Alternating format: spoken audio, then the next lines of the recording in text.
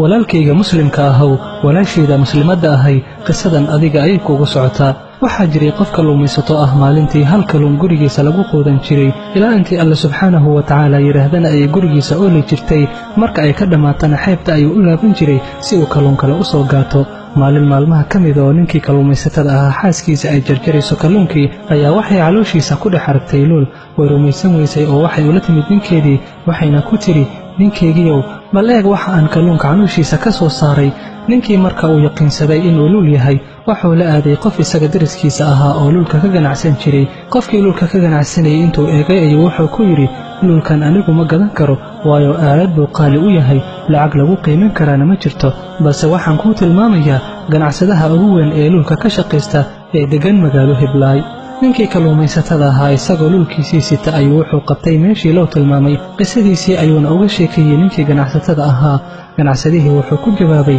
walaalkaygiiow luulkan aad haysato wax la qiimo ah ma jiro laakiin xal ayaan kuu hayaa ayuu ku yidhi waxaad aadaysaa waaliga degmadan isaga keliya ayaa awooda inuu luulkan gato ninkii luulka iska lahaa wuxuu qabtay waaliga degmada wuxuuna istaagay albaabka waaliga isagoo sugaya in loo ogolaado la kulanka waaliga ugu dambayntii waxaa loo ogolaaday inuu waaliga u galo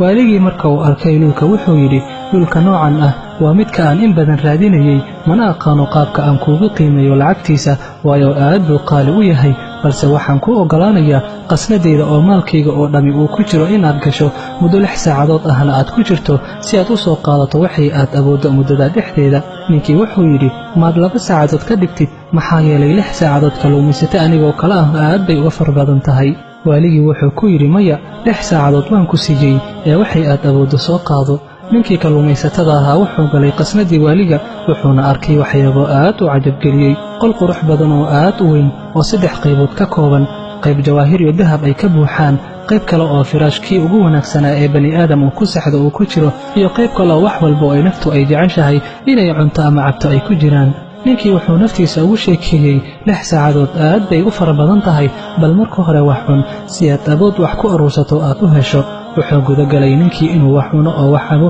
2 saacadood ayayna ku qaadatay markii uu soo dhammaystay ayuu wuxuu soo aaday dhanka jawaahirta iyo dahabka si uu u aruursado balse wuxuu naftiisa ugu sheekeeyey mar kale maan in yar iska seexdo firaashkan quruxda badan laga yaabo waqti kale inaad fursad u helin ku seexashadiisa saacadda ugu dambaysa ayaad aruursan doontaa dahabka wuu seexday ninkii hurdo dheer ayuuna galay muddo kadib wuxuu soo kacay isagoo lagu leeyahay ka kac hurdada waqtigaaga wuu dhammaaday ee ka bax qasnadda arrintii fajac ayay ku noqotay oo wuxuu yidhi waxba ma aanan qaadan ii suga in yar inta aan wax ka qaadanayo waxaa lagu yidhi 6 saacadood baan fursad ku siiyey inaad waxay qasnada ku jiro aad kala baxdo balse caqligaa waad lahaan weyday miyay kaaga wanaagsanaan lahayn inaad marka hore aruursato dahabka iyo jawaahirta kadibna aad ku gadato cuntada ugu wanaagsan iyo firaashka ugu qaalisan ee naftaadu ay jeceshahay balse waxaad tahay dabaal aanan ku fakarayn ilaa waxa markaasuu u jeeda mooye isaga bax ayaa lagu yidhi qasnada wakhtigaaga uu dhammaaday qasnadii ayaa laga soo saaray isagoo ku qaylinaya maya wax yar ii suga waan idin baryayaa sidii ayaana looga soo saaray qasnada isagoo gacmuhu maran yihiin qisadu waa ay dhammaatay balse cilmi-qaadashadeedu weli ma aysan dhammaan luulka aan qisada ku soo sheegnay waa naftaada waayo naftaada wax la qiimo ah ma jiro qasnada aan soo sheegnay waa adduunyada fiiri sida ay u weyn tahay iyo qaabka aan uga faa'iidaysanno jawaahirta iyo dahabka waa acmaasha wanaagsan firaashka waa qaflada cuntada iyo cabitaankana waa shahawaadka haddaba walaalkayga muslimka ahow walaashayda muslimadda ahay qisadan adiga ayay kugu socotaa miyaysan habboonayn inaad hurdada ka kacdo oo firaashkaas aad isaga tagto oo aad guda gasho inaad aruursato jawaahirta iyo dahabka inta aysan kaa dhammaan muddadaa lagu siiyey oo ah cimrigaaga si aadan u dhiman